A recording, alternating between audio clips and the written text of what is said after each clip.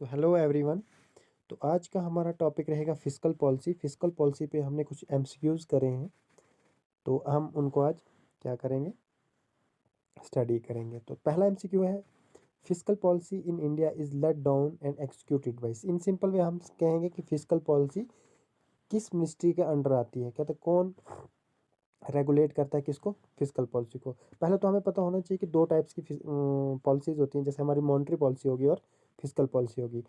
तो fiscal policy हमारी किसके रिलेटेड होती है, फिस्कल पॉलिसी हमारी रिलेटेड होती है एक्सपेंडिचर और किसके, एक्सपेंडिचर और टैक्सेशन के रिलेटेड। ठीक है, इसको कौन कंट्रोल करता है या कौन एग्जीक्यूट करता है, इसको कंट्रोल एंड एग्जीक्यूट करता है हमारा कौन सी मिनिस्ट्री, ये ministry of finance. Correct answer इसका क्या है, मिनिस्ट्री ऑफ फाइनेंस इसको एग्जीक्यूट करती है, किसको, फिस्कल पॉलिसी को। दूसरी पॉलिसी हमारी आगे कौन सी, monetary policy. Monetary policy relate करती है किसके, मनी के। ठीक है, उसको रेगुलेट करता है हमारा कौन सा, आरबीआई। आरबीआई जो है वो किसको रेगुलेट करता है, वो करता है हमारी मॉनेटरी पॉलिसी को। ठीक है, तो अब करेक्ट आंसर क्या है, फिस्कल पॉलिसी किसके अंडर आती है, वो आती है मिनिस्ट्री ऑफ फाइनेंस के अंडर। ठीक है, मिनिस्ट्री ऑफ फाइनेंस के अंडर। जैसे हमारे पास यहाँ एक्सप्लेनेशन में दिया है, fiscal policy is estimate of taxation and spending bye the government. Spending मतलब एक्सपेंडिचर। अच्छा, स्टेबलाइजेशन ऑफ ग्रोथ, किस लिए, स्टेबलाइजेशन ऑफ ग्रोथ इकोनॉमी में। ठीक है, फिस्कल पॉलिसी को फॉर्मुलेट कौन करता है, मिनिस्ट्री ऑफ फाइनेंस। ठीक है, ऑब्जेक्टिव क्या होता है फिस्कल पॉलिसी का, कि फुल एम्प्लॉयमेंट को क्या करना, मेंटेन करना। ठीक है, इकोनॉमिक स्टेबिलिटी रखना मार्केट में, और क्या करना, रेट ऑफ ग्रोथ को स्टेबल करना। तो ये है क्या थे, ये ऑब्जेक्टिव्स के फिस्कल पॉलिसी के। और फिस्कल पॉलिसी के अंडर आता क्या क्या है, एक्सपेंडिचर एंड टैक्सेशन। और कौन सी मिनिस्ट्री इसको एग्जीक्यूट करती है, मिनिस्ट्री ऑफ फाइनेंस। तो दूसरा एमसीक्यू है हमारा कि economic survey is published by which of them. कहते हैं इकोनॉमिक सर्वे कौन पब्लिश करता है, ministry of finance, RBI, CSO या इंडियन स्टैटिस्टिकल इंस्टीट्यूट। तो करेक्ट आंसर इसका क्या है, ministry of finance. Ministry of finance ही क्या करती है, इकोनॉमिक सर्वे को पब्लिश करती है। जैसे आरबीआई के अंडर, मैंने आपको पहले ही बोला, आरबीआई के अंडर क्या आता है, मॉनेटरी पॉलिसी आरबीआई के अंडर आती है। ठीक है और सीएसओ के अंडर क्या आता है, जो हमारी क्या होती है, statistical and programme implementation ministry, वो सीएसओ के अंडर आती है। ठीक है, तो हमारा क्या है, करेक्ट आंसर इस क्वेश्चन नंबर 2 का क्या है, मिनिस्ट्री ऑफ फाइनेंस। जैसे हमने यहाँ बोला कि department of economic affairs, finance ministry क्या करती है, प्रेजेंट करती है इकोनॉमिक सर्वे को, जो प्रिपेयर किया जाता है, कौन बनाता है इसको, चीफ इकोनॉमिक एडवाइज़र। तो इसका फ्लैगशिप एनुअल डॉक्यूमेंट कौन लाता है, ये लाता है ministry of finance, finance minister. Simple way में अगर हम बोलें तो इसमें क्या होता है कि सारे जो हाईलाइट की जाती हैं पॉलिसीज़, आने वाली पॉलिसीज़ हैं, ठीक है, कौन कौन सी स्कीम्स आएंगे, वो सब किस में आती हैं, इकोनॉमिक सर्वे में। तो क्वेश्चन नंबर 2 का करेक्ट आंसर क्या होगा, ministry of finance. Question number 3 है हमारे पास, interest and public debt is a part of. जैसे transfer payments by the enterprises, transfer payments by government, national income, interest payments by household. तो इसका correct answer है कौन सा, transfer payments by the government. अब public debt होता क्या है, पब्लिक डेट होता है जो भी बोरोइंग्स यूनियन गवर्नमेंट करती है इन द फॉर्म ऑफ, चाहे लोन्स हो, स्पेशल बॉन्ड्स हो, ठीक है, ट्रेजरी बिल्स हो, ठीक है, सिक्योरिटीज़ जो इशू की हो आरबीआई से, वो किसके अंडर आती हैं, वो आती हैं पब्लिक डेट के अंडर। ठीक है, ये किसके अंडर आता है, जैसे हमारे पास यहाँ पे लिखा है, it also includes outstanding external debt बनता है, ये किसके लिए, इस पे। तो ये किसके अंडर आता है, इंटरेस्ट ऑन पब्लिक डेट। जो पब्लिक डेट होता है उस पे जो हम, जो इंडियन या यूनियन गवर्नमेंट इंटरेस्ट देती है, वो आता है transfer payments by the government. अभी ट्रांसफ़र पेमेंट्स होता क्या है, ट्रांसफ़र पेमेंट्स इन सिंपल वे में हम क्या बोल रहे हैं कि ट्रांसफ़र पेमेंट्स क्या है, जिनके लिए हम ना कोई गुड देते हैं और ना ही कोई सर्विस प्रोवाइड करते हैं। सिंपल सी बात है, ना कोई गुड देते हैं ना कोई सर्विस प्रोवाइड करते हैं, या हम इन कॉमन लैंग्वेज में इसको क्या बोलें, कॉमन लैंग्वेज में इसको हम क्या बोलेंगे, इसको हम सब्सिडी बोलेंगे। सब्सिडी के लिए हमें कुछ नहीं ना देना पड़ता है और ना कुछ, इसको हम क्या बोल, ट्रांसफ़र पेमेंट्स का को क्या बोल सकते हैं हम, दूसरा नाम सब्सिडी बोल सकते हैं। तो इसका करेक्ट आंसर क्या है, answer number B, option number B, transfer payments by the government. Interest जो मिलता है पब्लिक डेट पे, ये पार्ट होता है इसका। क्वेश्चन नंबर 4 है हमारे पास कि the break even point is where. Break even point कहाँ आता है, ऑप्शन नंबर बी, ये ए है, marginal revenue equal to marginal cost, जहाँ पे हमारा मार्जिनल क्या है, मार्जिनल रेवेन्यू किसके बराबर हो, मार्जिनल कॉस्ट के। या ऑप्शन नंबर बी है हमारा एवरेज रेवेन्यू किसके बराबर हो, एवरेज कॉस्ट के।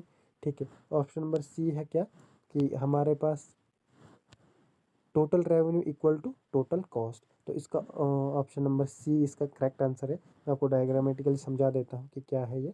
जैसे हमारे पास क्या है, ये टोटल रेवेन्यू है, ठीक है, तो ये क्या है, ये टोटल कॉस्ट है। ठीक है, तो ये जहाँ पे ये इक्वल है, total revenue and total cost equal है एट द पॉइंट ई, यहाँ क्या है, ये इसको हम ब्रेक इवन पॉइंट बोलते हैं। जैसे दिस पार्ट, इसको हम क्या बोलेंगे, ये पार्ट क्या है, यहाँ पे हमारा क्या होता है, यहाँ पे हमारा प्रॉफिट आता है, कौन सा, एबनॉर्मल प्रॉफिट होता है। क्यों, क्योंकि यहाँ पे हमारा टोटल रेवेन्यू क्या है, ज़्यादा है टोटल कॉस्ट से। And this part also called as abnormal loss. कहता है ये पार्ट क्या है हमारा, एबनॉर्मल लॉस है। क्यों, क्योंकि यहाँ पे हमारा टोटल कॉस्ट जो है ज़्यादा है किससे, टोटल रेवेन्यू से। ठीक, ये तो ये क्या है हमारा, ये एबनॉर्मल लॉस है। तो इसका करेक्ट आंसर क्या बनेगा, इसका करेक्ट आंसर बनेगा ऑप्शन नंबर सी। ठीक है, जो ये मैं जहाँ पे हमारा total revenue equal to total cost बनता है, तो इस पॉइंट पे हमारे पास ना ही क्या होता है कि ना ही नेट लॉस होता है और ना ही नेट प्रॉफिट होता है, ना ही नेट लॉस और ना ही नेट प्रॉफिट होता है। ठीक है, इस पॉइंट पे। क्वेश्चन नंबर 5 है हमारे पास कि if the rate tax rate increases with the higher level of income it shall be called. कहते हैं जैसे हमारी इनकम क्या होती है, बढ़ रही है, मतलब बढ़ी, तो हमारा टैक्स रेट भी क्या होता है, बढ़ता है। तो उसको क्या बोला जाता है, उसको क्या बोला जाता है, तो उसको क्या बोला जाता है, option number C is a correct answer, जिसका क्या है, उसको बोला जाता है प्रोग्रेसिव टैक्स। ठीक है, मैं आपको डायग्रामेटिकली एक दिखा देता हूँ कि कैसे। जैसे सपोज हमारे पास ये है, तीन टाइप्स के प्रोपोर्शनल टैक्स क्या होता है, प्रोपोर्शनल टैक्स होता है कि जो हमारे फिक्स टैक्स हो, प्रोपोर्शनल। जैसे हमें 5% आ गया किस पे, 2.5 लाख के इनकम, 2.5 लाख से ऊपर जिसकी इनकम है वो उस पर 5%। ठीक है, 5 लाख से ऊपर जिसकी है उस पर 10%। ये हो गया हमारा कौन सा, प्रोपोर्शनल। ठीक है, जैसे प्रोग्रेसिव आ गया, जैसे हमारी इनकम क्या है जी, ये अगर इनकम है तो हमारी इनकम क्या बढ़ रही है, तो हमारा टैक्स रेट भी, परसेंटेज ऑफ टैक्स रेट भी हम ज़्यादा दे रहे हैं, तो वो क्या है, वो प्रोग्रेसिव है। ये प्रोपोर्शनल है। तो एक जैसे रिग्रेसिव टैक्स क्या होता है, रिग्रेसिव टैक्स होता है जब हमारी क्या इनकम बढ़ रही है लेकिन परसेंटेज ऑफ टैक्स हम कम दे रहे हैं, तो वो क्या हो गया, वो हो गया रिग्रेसिव। ठीक है, तीन टाइप्स के टैक्स होते हैं, प्रोपोर्शनल, प्रोग्रेसिव एंड रिग्रेसिव। तो प्रोग्रेसिव में क्या है, जैसे इनकम बढ़ती है हमारी, जैसे इनकम बढ़ी तो हमारा टैक्स रेट भी बढ़ा। तो प्रोपोर्शनल में क्या है, फिक्स है, मतलब अगर 2.5 लाख की इनकम पे 5% है, 5 लाख की इनकम पे 10% है। तो रिग्रेसिव में क्या होता है, रिग्रेसिव में होता है हमारा कि जैसे इनकम बढ़ी और tax rate, percentage of tax हम कम दे रहे हैं। जैसे इसका इफेक्ट ज़्यादा, बैड इफेक्ट किस पे पड़ता है, लो लेवल इनकम अर्नर्स पे इसका ज़्यादा असर, बुरा असर पड़ता है। तो ऑप्शन नंबर 5 का करेक्ट आंसर है हमारे पास सी आंसर। तो प्रोग्रेसिव टैक्स को हम क्या बोलते हैं, प्रोग्रेसिव टैक्स को हम एबिलिटी टू पे टैक्स भी बोलते हैं। जैसे हमारा इनकम टैक्स आता है जो किसके अंडर आता है, डायरेक्ट टैक्स के अंडर आता है। क्वेश्चन नंबर 6 है हमारे पास, फिजिकल डेफिसिट इज। अच्छा, फिजिकल डेफिसिट होता क्या है, total income minus government spending. कहते हैं कि टोटल इनकम में से हम गवर्नमेंट स्पेंडिंग माइनस करें, क्या ये फिजिकल डेफिसिट है। Total payment minus total receipt, क्या टोटल पेमेंट में से टोटल रिसिप्ट माइनस करना, ये फिजिकल डेफिसिट है। ठीक है, total payment minus total capital receipt, लेकिन इसका करेक्ट आंसर है total expenditure minus total receipt excluding borrowing. Excluding borrowing मतलब जो हम बोरो करते हैं उसको एक्सक्लूड करते हैं। जैसे फिजिकल डेफिसिट होता क्या है, फिजिकल डेफिसिट होता है हमारे पास क्या, कि हमारे पास टोटल एक्सपेंडिचर, हम खर्च कितना रहे हैं और उसमें से माइनस करेंगे हम क्या, कि हमें कितना रेवेन्यू कितना है। ठीक है, टोटल रेवेन्यू, हम कितना एक्सपेंडिचर कर रहे हैं और कितना उसमें से हमें वापस रिसिप्ट आ रही है या रेवेन्यू आ रहा है, उसको हम क्या बोलेंगे, फिजिकल डेफिसिट। उसको क्या बोलेंगे, फिजिकल डेफिसिट। तो इसका करेक्ट आंसर क्या है, करेक्ट आंसर हमारे पास क्या है, ऑप्शन नंबर डी। जैसे हमारे पास क्या है, physical deficit difference between total revenue, कितना रेवेन्यू आ रहा है और कितना हम एक्सपेंडिचर कर रहे हैं। हम नहीं, मतलब गवर्नमेंट, सिंपल है कि हम, हमारी गवर्नमेंट कितना एक्सपेंडिचर कर रही है और उसमें से कितना रिटर्न आ रहा है, रेवेन्यू आ रहा है, वो क्या है, फिजिकल डेफिसिट है। तो फिजिकल डेफिसिट क्या है कि ये इंडिकेशन है total borrowing needed bye the government, कितनी ज़रूरत पड़ती है गवर्नमेंट को उधार लेने की, जब वो कैलकुलेट करती है रेवेन्यू को, बोरोइंग्स आर नॉट इंक्लूडेड, लेकिन बोरोइंग्स किस में इंक्लूड नहीं होती, किस में, फिजिकल डेफिसिट में। ये याद रखें कि टोटल फिजिकल डेफिसिट होता है total expenditure minus total receipts including borrowing, borrowing को इंक्लूड करें, बोरोइंग को इंक्लूड ना करें इसमें, क्यों, क्योंकि बोरोइंग को एक्सक्लूड करना है, ठीक है। बोरोइंग एक्सक्लूड होती है किसमें, फिजिकल डेफिसिट में बोरोइंग्स नहीं आती है। क्वेश्चन नंबर 7 इज क्या है कि इंडियन इनकम टैक्स है सिंपल, हमने पहले भी बात की कि इंडियन टैक्स सिस्टम कैसा है, डायरेक्ट एंड प्रोपोर्शनल है, ठीक है, इनडायरेक्ट एंड प्रोपोर्शनल है, डायरेक्ट एंड प्रोग्रेसिव है, या इनडायरेक्ट एंड प्रोग्रेसिव। तो ऑप्शन नंबर क्या है, सी है, क्या है, ऑप्शन नंबर सी इसका करेक्ट आंसर है। जैसे हमारा डायरेक्ट टैक्स को, इनकम टैक्स क्या है हमारा, डायरेक्ट टैक्स है, और प्रोग्रेसिव क्या है, जैसे मैंने बात करी थी कि जैसे अगर सपोज हमारे पास ये इनकम है तो ये टैक्स रेट है, ठीक है। जैसे हमारे अगर इनकम 2.5 लाख, ये 2 लाख है, 5 लाख है, 10 लाख है, ठीक है। अगर 2-2.5 लाख से ज़्यादा है तो हमने कितना 5% देना है, 5%। अगर हमें 5 लाख से ज़्यादा है तो 10%। अगर 10 लाख से ज़्यादा है तो 15%, ठीक है। तो ये क्या है, ये प्रोग्रेसिव टैक्स रेट है, ये प्रोग्रेसिव सिस्टम है। तो हमारा इंडियन टैक्स सिस्टम कैसा है, इंडियन टैक्स सिस्टम में एक तो डायरेक्ट है और क्या है, प्रोग्रेसिव टैक्स है। जैसे यहाँ पे लिखा है कि Indian income tax is direct tax and progressive tax in nature. जैसे the tax increases with increases in income and hence people earning more pay, कहता है जो ज़्यादा कमा रहे हैं वो ज़्यादा पे करेंगे, and vice versa it helps the redistribution of wealth. Redistribution of wealth क्या होगा, सपोज कि कोई 5 लाख कमा रहा है, उसने क्या करना, 5% देना है, ठीक है। कोई 10 लाख कमा रहा है तो उसने क्या 10% देना है या 5% देना है। तो जैसे उनकी इनकम बढ़ती जाएगी तो टैक्स रेट या परसेंटेज ऑफ टैक्स जो वो दे रहे हैं वो भी बढ़ता जाएगा।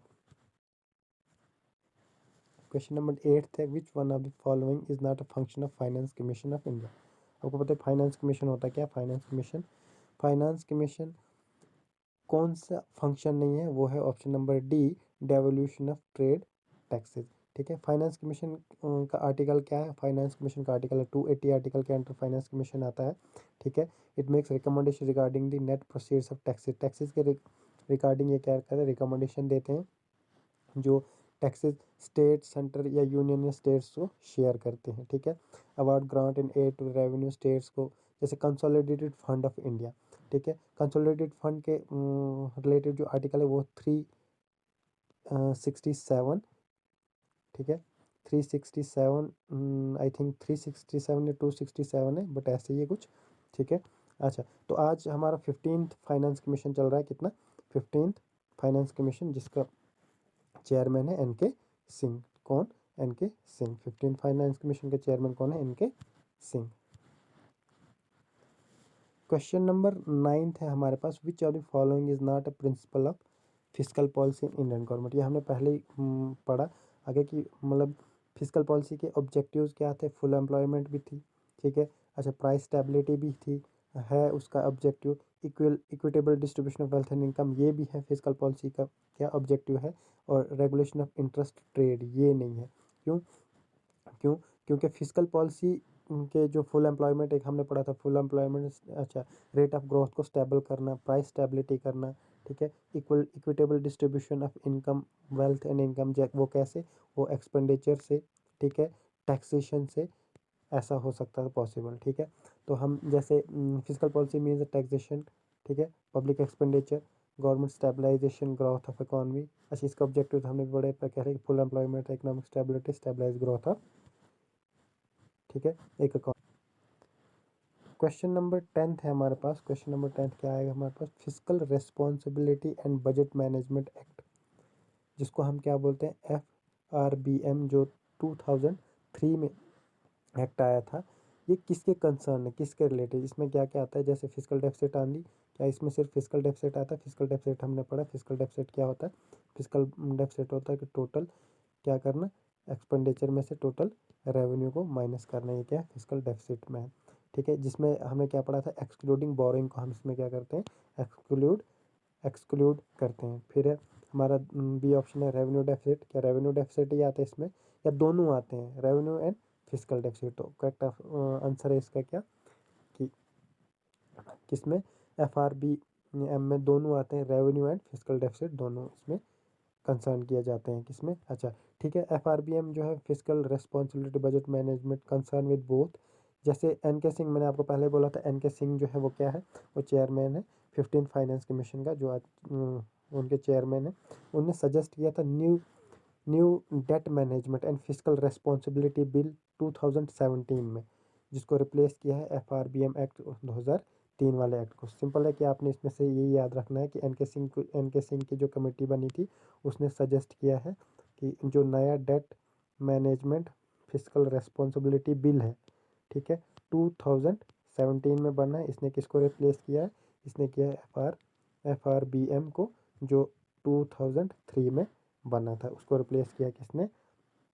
जो new debt management physical responsibility bill बना है कब? 2017 में। तो ये थे आज के 10 MCQs, जिसमें हमने क्या देखा, 10 MCQs किए एंड उनकी एक्सप्लेनेशन भी देखी।